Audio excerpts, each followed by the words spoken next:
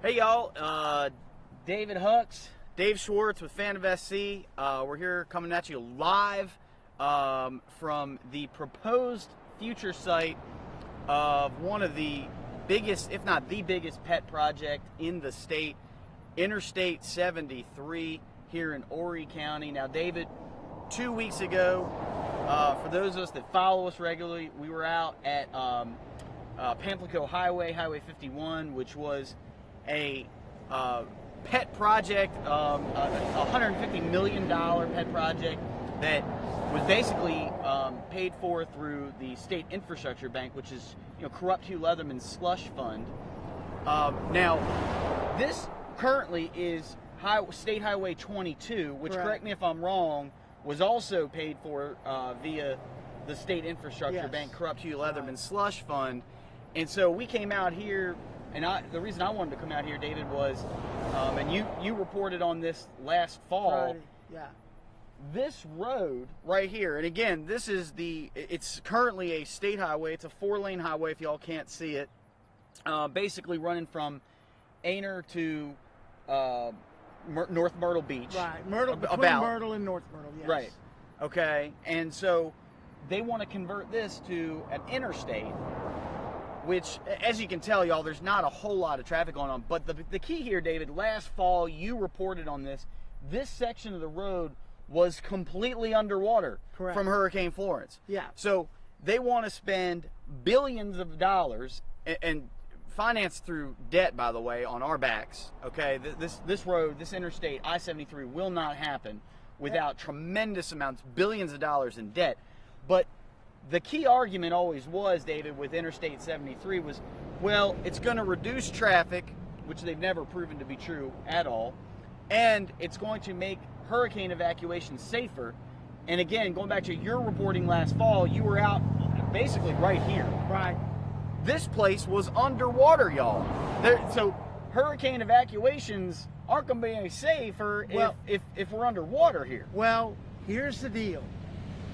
Hurricanes are like trains. They give you a 5 or 6 day notice usually before they hit. Yeah. And you could evacuate on this road. It was fine. It's only when we had the hurricane that it flooded. It flooded for like weeks. The going out is okay. The getting back into your home. The getting back in was a little bit of a problem when this entire. I mean, we would have been drowning right now. But here's the really good news. We're right near what's called Buck Creek. It's in Longs. And if you were coming back, yes, the road was underwater, but chances are your house was underwater too. Yeah. So the whole thing, I mean, why come back, Well, again, this whole argument, we got a lot of stuff to talk about today, but this whole argument that these lobbyists and these politicians make about basically mortgaging our future and our money and going into debt to build this massive pet project, is that it is, it's going to reduce traffic in the area, which is a lie. It's a lie. Well, I'll get to that in a second. But reduce traffic, which, again, that's a lie. Never been proven to be true. They have no proof to show that's true. Secondly, that it'll make hurricane evacuation safer. Well, we know that not to be true because Hurricane Florence blew on in, and this entire stretch was underwater, so those of us that could get out, you couldn't come back in. And then, of course, the third one that now we're hearing, you love how these things always happen in a row. They're like dominoes. When we shoot down one, they come up with another one, or like whack-a-mole, really. Right. But the third one now is it's going to bring jobs and all this industry into Horry County. And I mean, but don't get me started on that nonsense. That's of course, not that's the latest. Never true. Here's the latest. A poll was done. We think by Heather Emmons Crawford. They a state legislator did a poll. Yeah, and you can imagine the fairness. 70 people voted and said they'd like to see this road. So there's a mandate now for this road. Right. 70 people out of 344,000. 70 people should decide billions of dollars of debt. Yes, there's a mandate. Yeah. And listen, let me just say this to you. It's the other people who are going to pay for this road, they say. So if you're not you is going to pay for this road. Not you. Not you. So know this. We had a text from Councilman Vaught a Facebook message that said 85% will be paid by tourists. Any of you folks have been following our posts this week? The cities are basically taking the money, and they're not going to. Their tourists aren't going to pay for this road. They want county residents to pay for this road. Well, I find it hilarious, and for y'all that are watching this, and hey, how are you doing? For y'all that are watching, and especially y'all that are watching from upstate or in the Midlands or in Charleston, you know, the funny part about this is that you're going to be paying for this road too. Correct. And the odds are you probably never use it, because when they take our gas tax money that's supposed to be going to fix the roads, and Corrupt Hugh Leatherman gets a hold of it and runs it through his slush fund, the state infrastructure bank, to create debt, the billions of dollars they're going to need to build this road, well then y'all are the ones that are going to have to pay it back. We're all going to have to pay that debt like we did on where we were 2 weeks ago, the Pamplico Highway, Highway 51 in Florence County. It cost taxpayers, state taxpayers, $150 million. A road, David, that probably 98% of state residents will never use in their lifetime. Right. But the state infrastructure bank took money from the gas tax, funneled it from the gas tax fund that's supposed to go to fix and repair roads, and put it toward this brand new pet project boondoggle that really as you said, we have a car about a minute, every minute, maybe one car came by, not a lot of traffic. Well, there's not a lot of traffic but we're here paying today, for it. and there was not a lot of traffic here last Friday when I was here. And here, you've been talking about all the bad points on this. Let me highlight some of the good points. It's going to run all the way to the county line. Won't run past that, but it will run all the way to the county line. They say it will cost 1.8 to 2.4 billion. The road doesn't connect to I-95. Right. And Highway 90, Highway 905, 378, 701, all of these 2 lanes, they get to stay 2 lanes. Well, so let's be clear, because we got, again, like I said, we got a lot to talk about what happened in the legislature, what happened in Columbia this week. But bottom line for y'all at home, especially in the upstate, where I know roads are crumbling, in the Midlands, up by Oconee County, we hear from a lot of folks. Northern Greenville County, we hear from a lot of folks, where roads are just crumbling. Right. And areas, by the way, in Mount Pleasant. I live in Mount Pleasant in Charleston. I mean, the roads are falling apart there too. Every time they come up with one of these pet project ideas like Interstate 73, and they talk about billions of dollars on these new roads, it's going to come from the gas tax. They're going to funnel it through the Corrupt Hugh Leatherman slush fund, the state infrastructure bank, and it's going to cost you money. Not only is it going to cost you more money because we've got to pay back the debt, like a mortgage on your house, but it's going to cost us money because that means our roads are not going to get fixed. Existing roads are not going to get fixed because they're funneling money to pet projects like this. David, let's quickly turn around. Let's talk about what happened in Columbia just this week. Now, we said last week the session ended, right? The regular session ended in Columbia, the legislative session.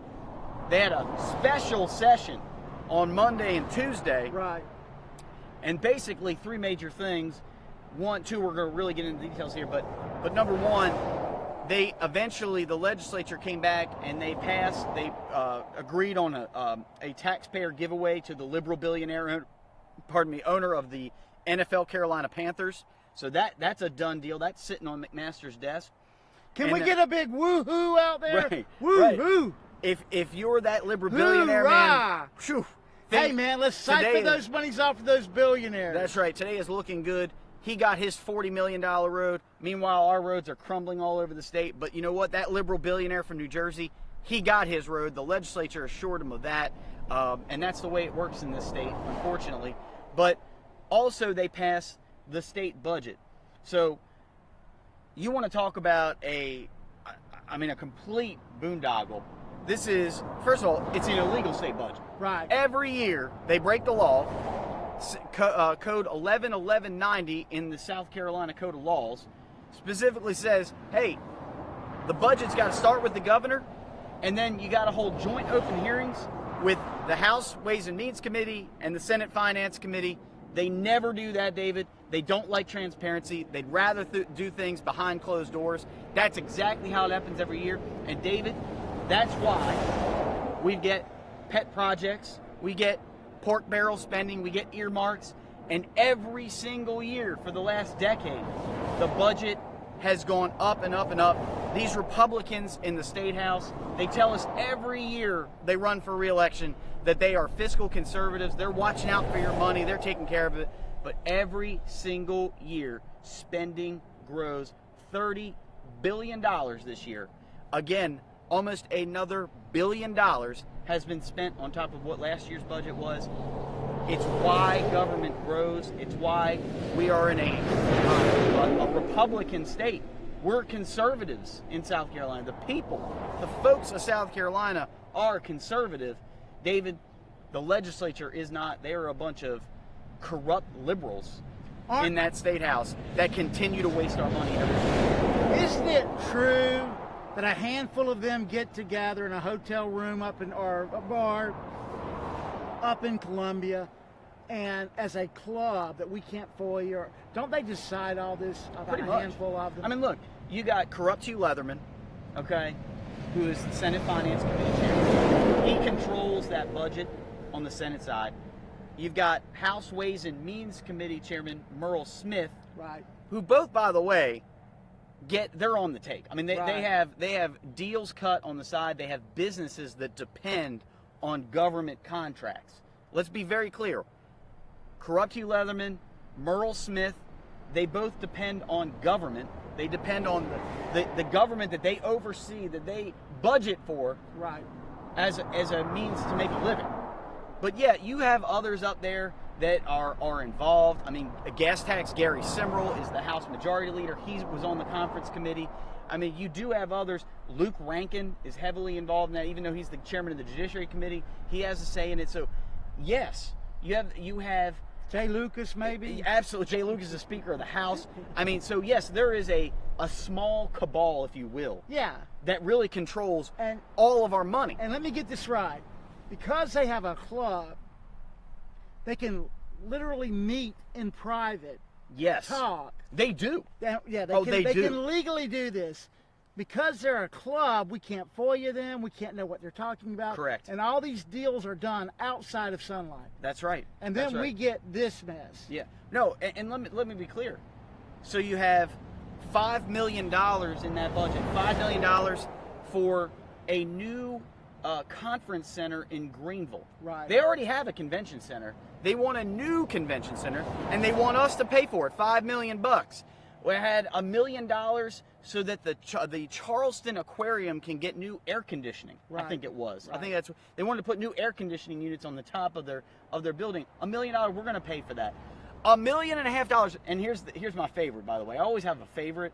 $1.5 million, David, for walking and biking trails in Lexington and Richland County. There you go. Okay. There you go. Walking trails. Chip Huggins, I think, was the state legislator. If you're in Chip's district, you should be proud. While our roads are crumbling, $1.5 million are going to walking and biking trails Right. in that state budget. And again, you're dead on right. The reason that these things get in there, and the reason that you are going to pay for those walking trails, is because they do these things in secret, behind closed doors. They don't want to follow the law.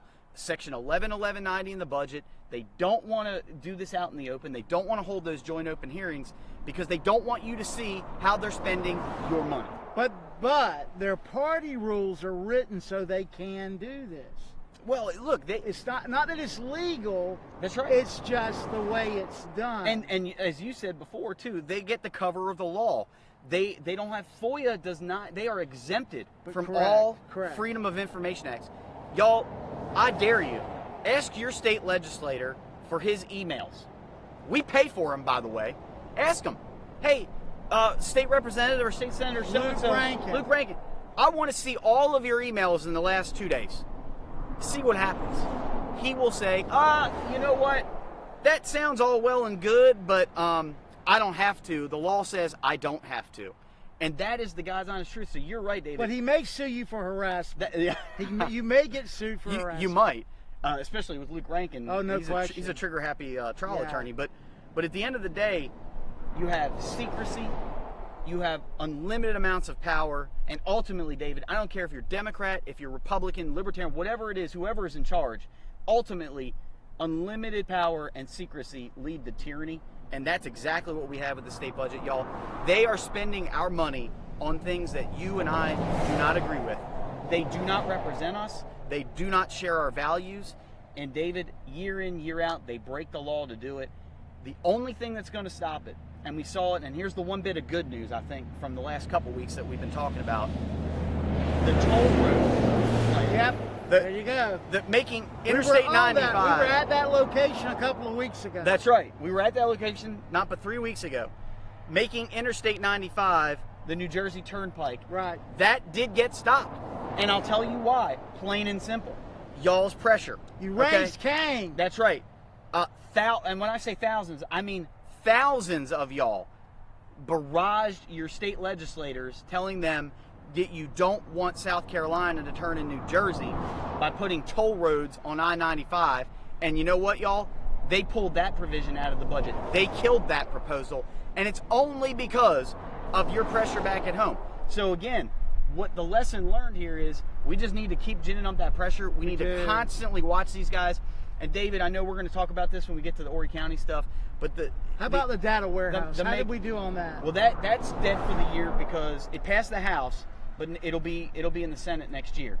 But let me just say this: we still have time to fight this thing, right? Absolutely. No, absolutely. So don't think that your efforts, and we asked you to text, and you did. Don't think your efforts didn't help with this data warehouse. Yeah. We got their attention. No, we absolutely did. But the key here is, y'all, that there is not going to be any white knight rolling into that state house. Now, there's some good votes. I think now 6. We're up to 6 votes in the House that voted against the budget. Right. 6, legislators voted against this behemoth, which is good because normally we only get 1. Jonathan Hill is usually the only one that votes against the illegal state budget. We got 6 now, which is good. It's progress. But, David, there's not going to be any white knight that rolls in that state house and changes things overnight. It's going to be y'all. You are the white knight. You are the hero. You're the only one that can save us from ourselves. You're the only one that can take control of your government. That's the bottom line. And they hate eyeballs on them, and they really hate us for putting eyeballs on them. Correct. But here's what we need. We need your eyeballs on them, and you're on them. You are all over them. And they don't like it, but hey, we can't stop. We're making incremental progress, and it can't stop.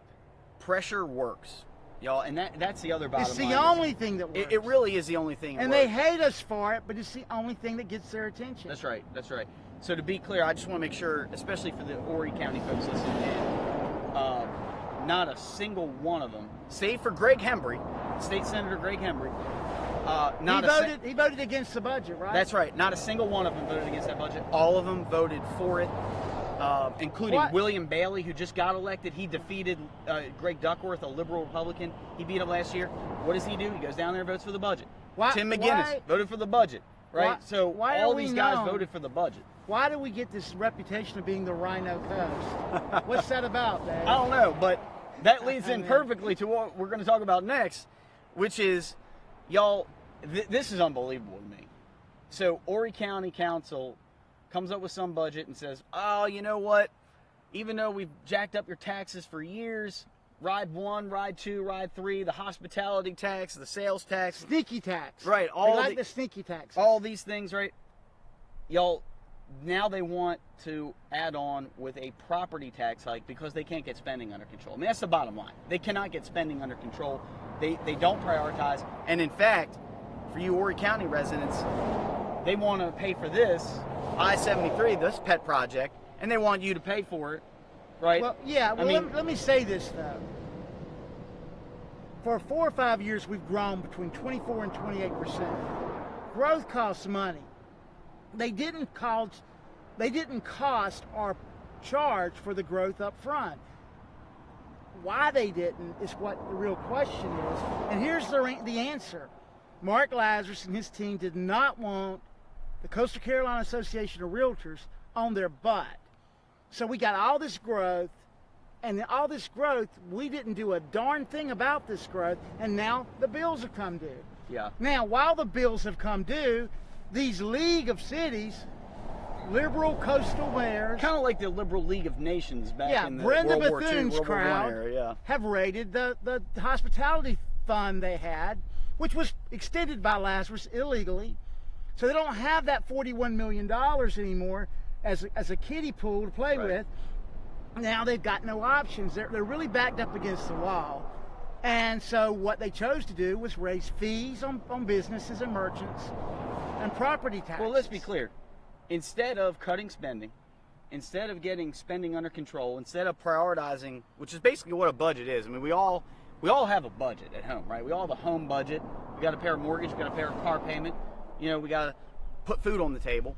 We have to prioritize as families. We have to prioritize what we spend our income on, and we don't get to just raise taxes at home. But it's better. These guys think that they can go ahead and raise taxes because it's a matter of priorities. They just can't they can't get spending in order. But it's better to prioritize as a family when mom and dad are getting along and not trying to kill one another. Yeah. You got these cities wanting to kill the county. They're basically holding the current administration hostage for choices that their own buddy Mark Lazarus made over the last couple of years. Well, I got to be honest with you though, and that's kind of nuanced. Right. I don't really care. I don't buy that. understand. I think, look, Johnny Gardner, who's the new county council chair, he didn't.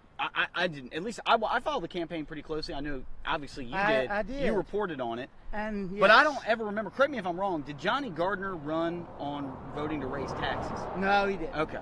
I thought it kind of sounded like it was sort of the opposite of that. He was sort of running as, I'm going to help save you money. I'm going to run as a fiscal conservative. But here's how he did run, because I need to be very clear here with our listeners.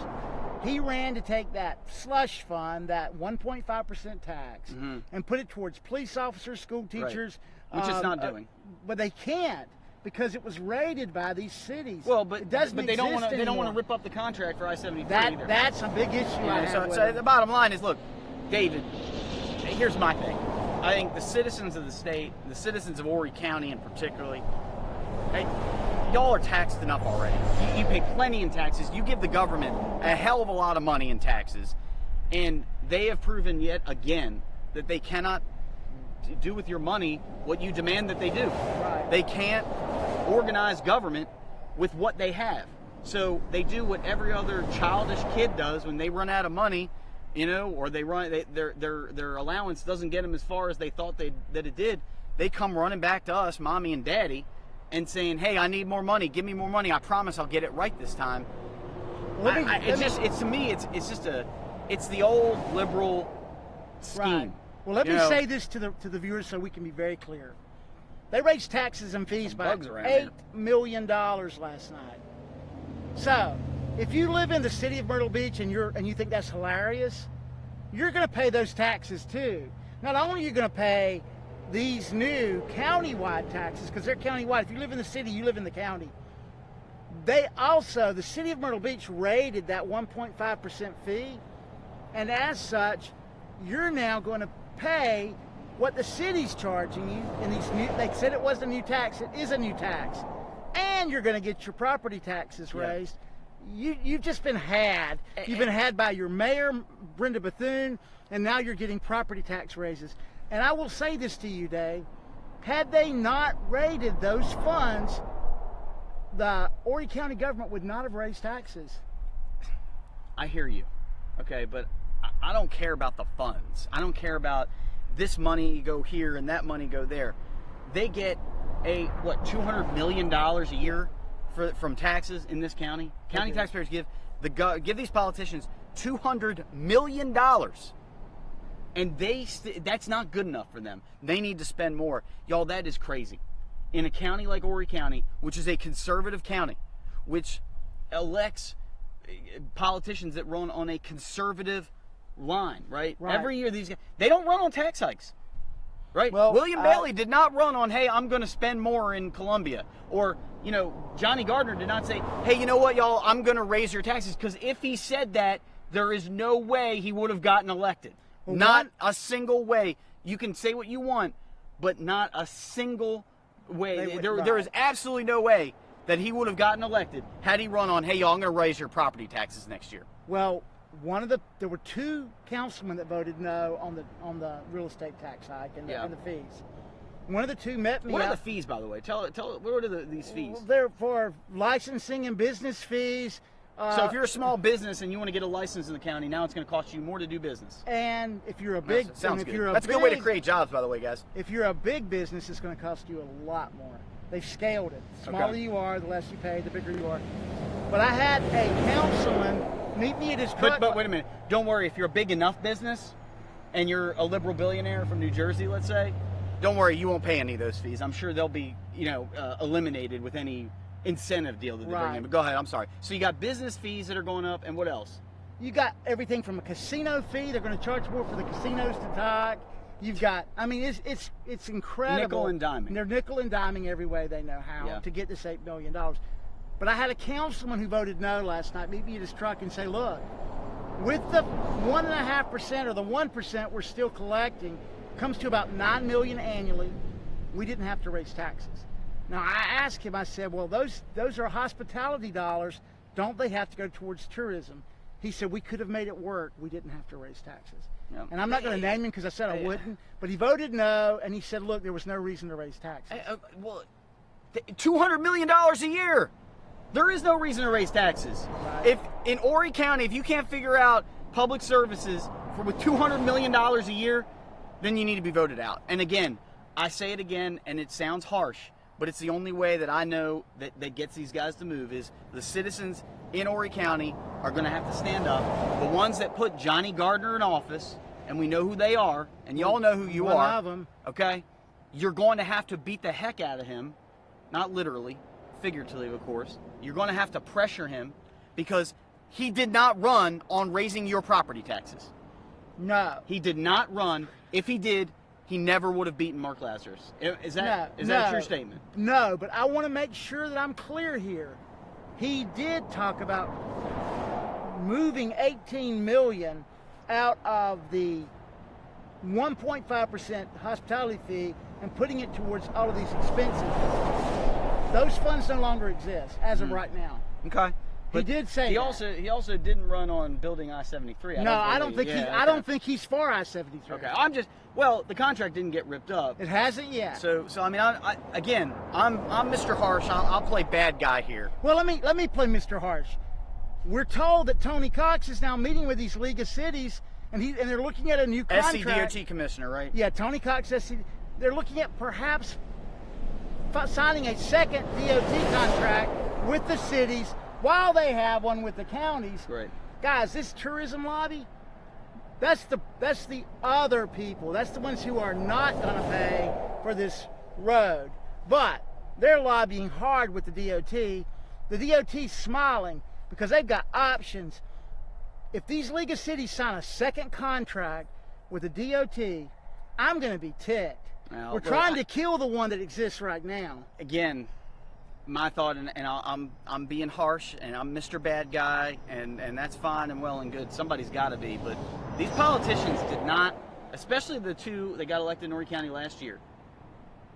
They did not run on increasing spending and raising your taxes. They just didn't do it. Right. And if they had, there is no way they would have gotten elected. No. I think Bailey won by 17 votes? He did. Gardner won by less than a couple hundred votes. Exactly.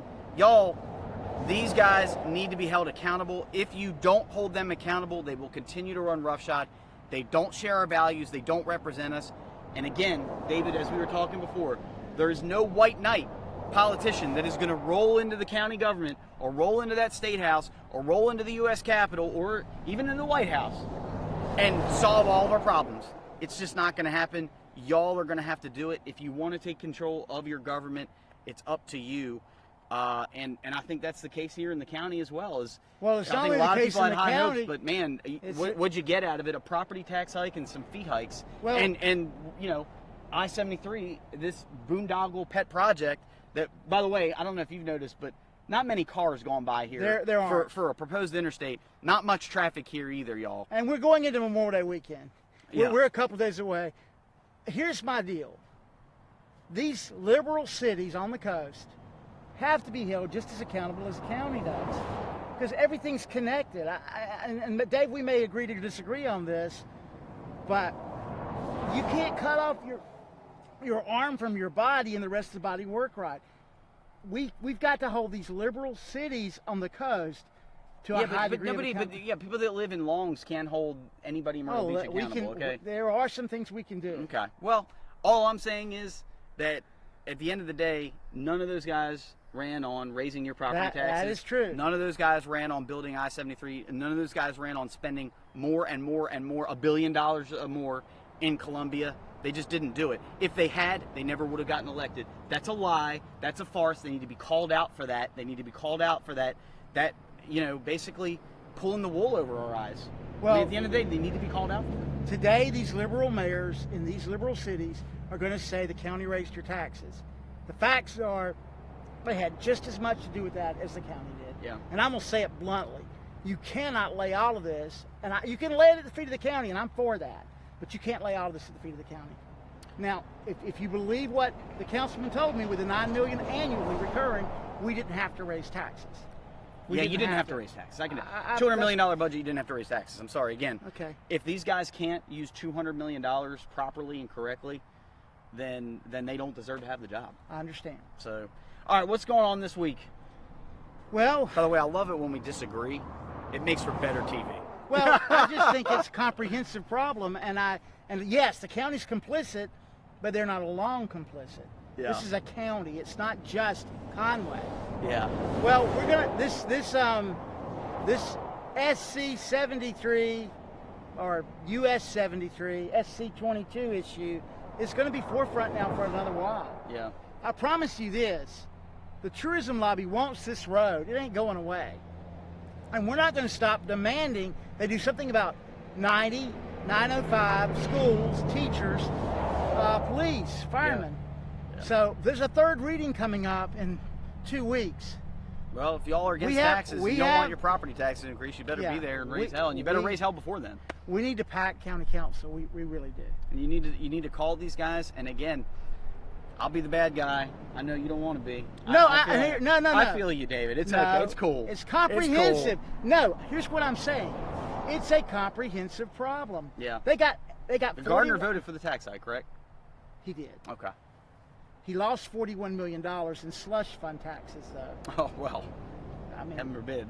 But no, I think it.